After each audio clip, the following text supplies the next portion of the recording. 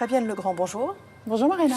Vous venez nous parler de votre livre Courage Antoine, qui est publié aux éditions du Cherche Midi, où vous racontez l'histoire franchement incroyable de votre fils, qui est assez incroyable aussi, Antoine. Je le dis sur ce ton parce qu'il a survécu bien sûr à cette méningite. Il a été victime à l'âge de 17 ans d'une méningite rare. Et donc c'est un journal de bord avec des dessins dont vous êtes l'auteur. Vous racontez ce combat que vous avez mené avec votre fils. Alors tout commence une nuit d'août 2014. Votre fils a de la fièvre, il vomit, il a de grosses douleurs au thorax. Vous vous rendez dans une clinique privée. Et là, le médecin urgentiste, à 2 reprises, diagnostique une gastro-entérite. C'est ça. Voilà. Et donc, on repart la première fois des urgences avec ce diagnostic et puis un traitement au Coca-Cola pour endiguer ça.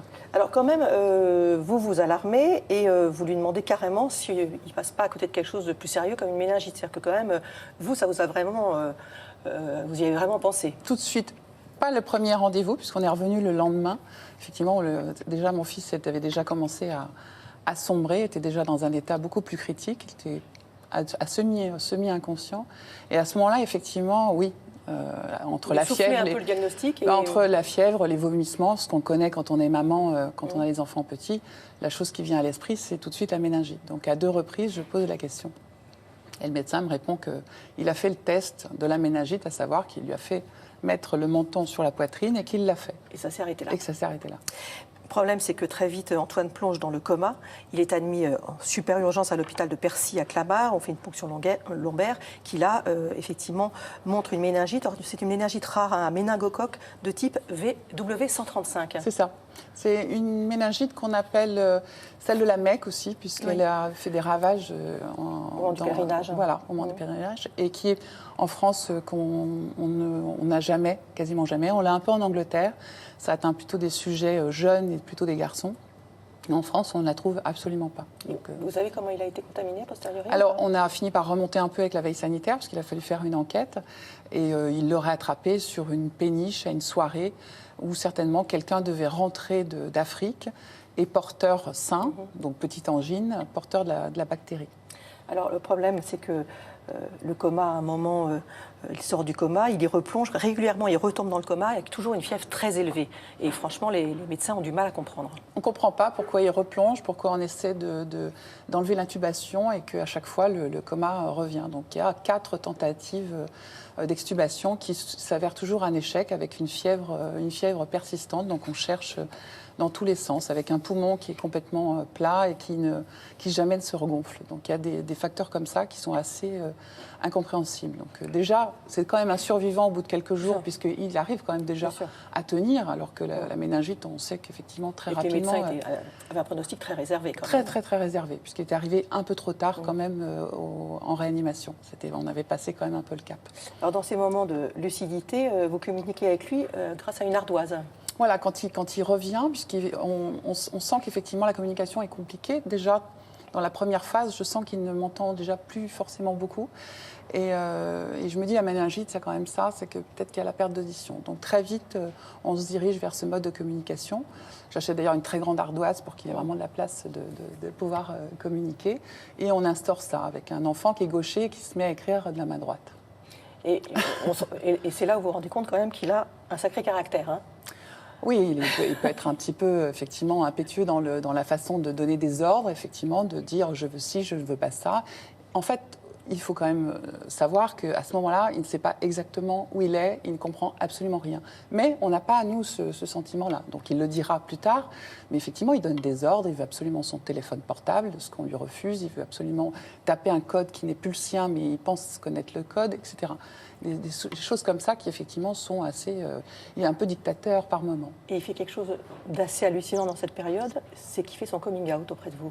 Absolument, sur l'ardoise, effectivement, à un moment donné, il communique avec une écriture donc, de la main droite alors qu'il est gaucher, donc c'est quand même un petit peu compliqué de décoder, avec des mots qui sont à peine formés, et il fait son coming out. Il me dit aujourd'hui, il ne s'en souvient absolument pas de ce moment-là. Ah oui. Voilà, ce qui est quand même assez fou. Il se souvient de quelque chose, mais il ne se souvient pas de toutes les discussions qu'on a eues à ce moment-là qui ont suivi. Donc, effectivement, c'est assez étonnant. Et puis, le 22 octobre, il rentre enfin à la maison, en hospitalisation à domicile? C'est ça, voilà. Parce que l'hôpital ne peut plus vraiment lui proposer de soins, sachant qu'entre-temps, On avait un peu proposé qu'il aille dans un centre de rééducation, il ne voulait pas. Hein. Il ne voulait pas. Il a le larynx paralysé à ce moment-là. Ce qui expliquait pourquoi on n'arrivait pas à l'extuber à chaque fois. C'est ça. Donc plus de parole, plus d'alimentation, voilà, plus de respiration. Donc il a une trachéotomie. Mais il a souffert énormément. Vous le racontez. Il y a un moment où il a dit qu'il était épuisé par la douleur. Hein. Oui, mais il se plaint pas beaucoup. Non, mais c'est impressionnant. Mais c'est impressionnant ça, et c'est assez perturbant d'ailleurs d'être à ses côtés, puisque effectivement très souvent, par rapport à l'accumulation des douleurs et tout ce qu'il subit, il se plaint pas énormément. Donc à se demander si effectivement il n'est pas complètement drogué par ce qu'on lui donne et que vraiment il sent les choses. Mais c'est vrai que c'est une réalité. Donc vous le disiez, effectivement, il y a un moment où vous vous rendez compte qu'il entend beaucoup moins bien. Les séquelles, c'est quoi exactement? Donc c'est la surdité. À un moment donné, on pense qu'il est, enfin, à Percy, il diagnostique une surdité totale. Ouais, bilatérale et donc, et totale. Donc là, à ce moment-là, je prends les choses un peu à bras-le-corps en disant il faut absolument qu'on fasse un implant cochléaire avant que ce soit trop tard, puisqu'il y a une étape où effectivement on ne peut pas dépasser ce moment d'implantation. Et donc, j'arrive à le faire transférer à la Pitié-Salpêtrière en réanimation, où là, de nouveau, un certain nombre d'étapes, trachéotomie, etc., avant qu'on puisse à nouveau le tester, son audition, parce qu'il est quand même dans un état tellement, effectivement, de détérioration qu'on ne peut pas non plus tester vraiment objectivement l'audition. Et là, on se rend compte qu'il lui reste quand même un petit peu. Et là, on dit non, on ne va pas implanter. Et donc, à ce moment-là, on va partir vers des choses assez classiques d'appareillage. Et là encore, pareil, une exploration pour arriver à trouver des technologies qui sont adaptées. Il faut savoir que la méningite, après, ça continue de faire des dégâts après. Donc là, l'audition s'est dégradée. Et l'an dernier, il a dû enfin passer par cette étape d'opération et d'implant cochléaire. Alors non, pour l'instant uniquement un côté, donc il a toujours un appareillage de l'autre côté, ce qui ne facilite pas, puisqu'effectivement pour l'adaptation du cerveau, qui n'est pas simple. Mais bon, comme il avait déjà montré qu'il était quand même relativement... Il est capable quand même de surmonter beaucoup de choses. C'est ça. Il va comment aujourd'hui, 6 ans après? Il va remarquablement bien. Donc les séquelles, c'est l'audition? C'est l'audition. Le larynx a récupéré? Et le larynx, de manière absolument spectaculaire, il a récupéré son larynx entièrement. C'est-à-dire qu'un mois après le retour à la maison, contre toute attente, il a pu remanger. Et puis 3 mois plus tard, il a pu reparler. Donc toutes les progressions ont été complètement spectaculaires, c'est-à-dire inattendues. Parce qu'on pensait que c'était vraiment les nerfs endommagés. Donc à ce moment-là, la récupération allait être extrêmement peu probable, voire impossible.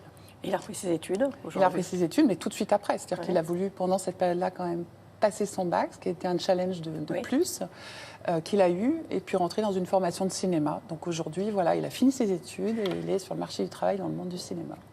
C'est un livre impressionnant, de votre part et de sa part aussi.